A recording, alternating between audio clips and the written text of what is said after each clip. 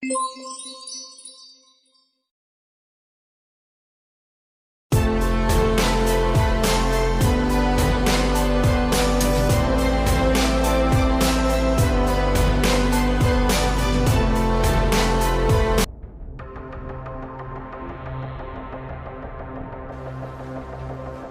Komite Penanggulangan Resistensi Antimikroba Kementerian Kesehatan RI, Hari Paraton, mengatakan angka prevalensi resistensi bakteri terhadap antibiotik di Indonesia cukup tinggi jika dibandingkan dengan negara-negara lain di dunia seperti Amerika Serikat, Inggris, Belanda, dan Singapura. Nah, perilaku inilah yang menyebabkan prevalensi bakteri itu meningkat dari tahun ke tahun, terutama di negara yang LIMC, ya, Low Middle Income Country. Itu tinggi sekali, termasuk Indonesia. Indonesia, data kami dari Kementerian Kesehatan sudah dilaporkan ke GLAS, Global Surveillance System, itu milik WHO, itu ada di 60,4% sebagai indikatornya. Hari Paraton menambahkan, bila resistensi bakteri terhadap antibiotik ini terus terjadi, maka pelayanan kesehatan di rumah sakit akan menurun. Orang yang sakit tidak akan bisa diobati lagi dengan antibiotik.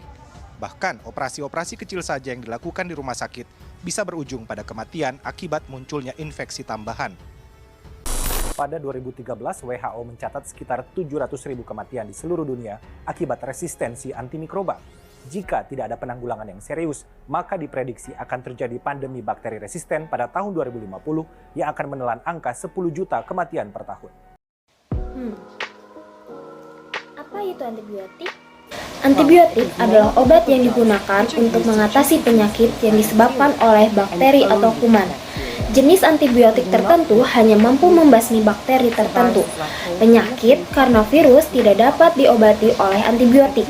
Antibiotik digunakan hanya untuk mengobati, bukan untuk mencegah suatu penyakit.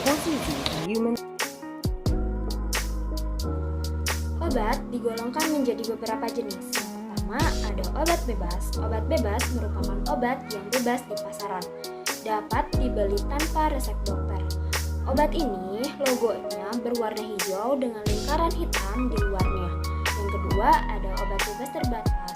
Obat bebas terbatas ini termasuk ke dalam obat keras, bisa dijual atau dibeli tanpa resep dokter, disertai tanda peringatan. Logo ini berwarna biru dengan lingkaran berwarna hitam di luarnya. Yang ketiga, ada obat keras. Obat keras ini merupakan obat yang hanya dapat dibeli di apotek dan dengan resep dokter. Logonya berwarna merah dengan huruf K di tengahnya. Lalu ada juga golongan obat narkotika atau psikotropika dengan lingkaran putih dan tanda plus di tengahnya berwarna merah. Obat ini merupakan obat terlarang yang diawasi ketat oleh negara. Lalu ada obat jamu, merupakan obat yang berasal dari sediaan Simplicia berupa tumbuhan. Lalu ada obat herbal terstandar, merupakan jamu yang telah diuji praklinis terhadap hewan melalui uji in vivo atau in vitro. Lalu ada obat fitofarmaka, merupakan obat herbal terstandar yang telah diuji klinis terhadap manusia. Semua antibiotik termasuk ke dalam obat keras. Lalu, mengapa penggunaan antibiotik harus diatur?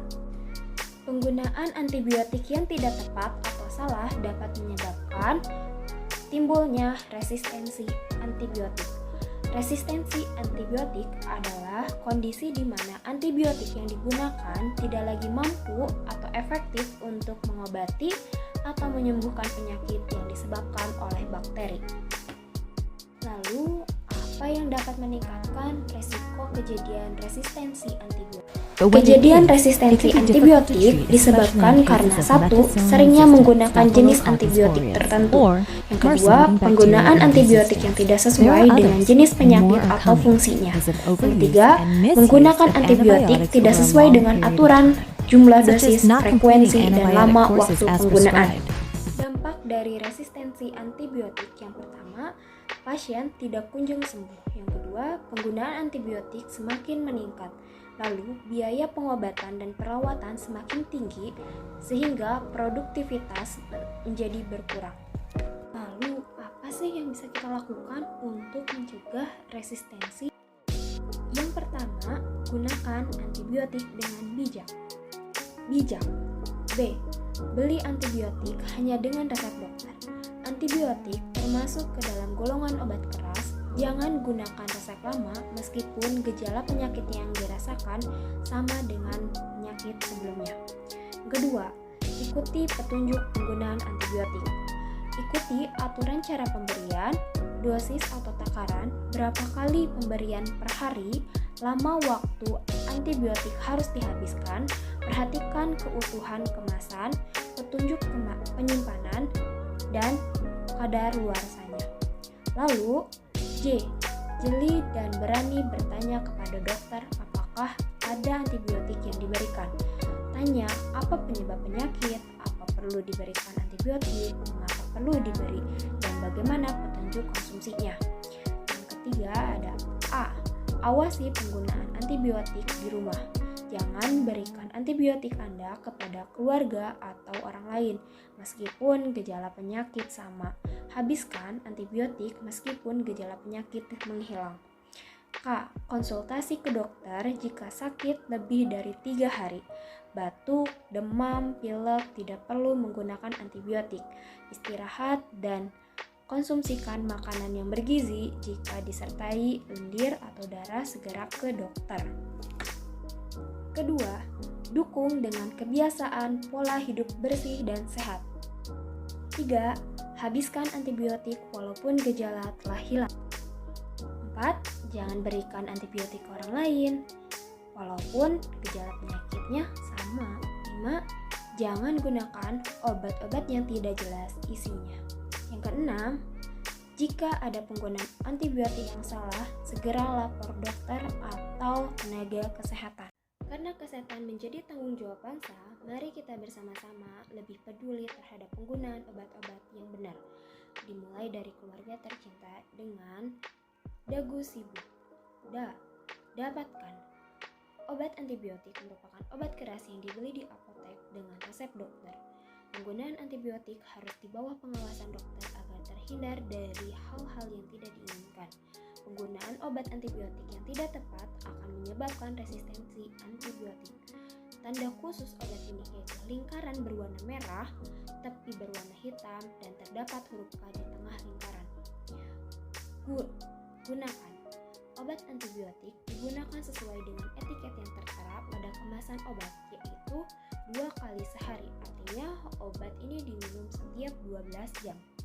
Ketepatan mengonsumsi obat antibiotik harus benar-benar diperhatikan untuk mengurangi resistensi obat. Obat ini harus dihabiskan meskipun sakit yang diderita sudah sembuh karena dosis yang diberikan oleh dokter sudah sesuai dengan pasien. S. Simpan. Bila cara penyimpanan obat tidak tepat, maka akan mengakibatkan perubahan sifat obat sampai terjadi kerusakan obat. Obat antibiotik dapat disimpan pada tempat yang kering, terhindar dari matahari, simpan di tempat yang jauh dari jangkauan anak-anak, simpan dalam kemasan aslinya dalam wadah tertutup rapat, dan jangan menyimpan antibiotik untuk penggunaan infeksi di masa yang akan datang. Buang. Obat antibiotik tidak boleh dibuang sembarangan. Yang harus dilakukan pertama kali yaitu menghilangkan label yang ada pada wadah kemasan. Kemudian buang obat antibiotik bersama dengan kemasan. Cara membuang obatnya, hancurkan obat dan timbun obat untuk obat padat seperti kapsul, tablet, dan suppositorio. Yang kedua, obat sediaan cair, emulsi, suspensi, dan sirup diencerkan terlebih dahulu dengan air atau dapat ditambahkan pasir dan tanah, kemudian buang bersama dengan sampah lain. Terlebih dahulu, lepaskan etiket dan tutup botol, kemudian botol dapat dihancurkan supaya wadah tidak disalahgunakan.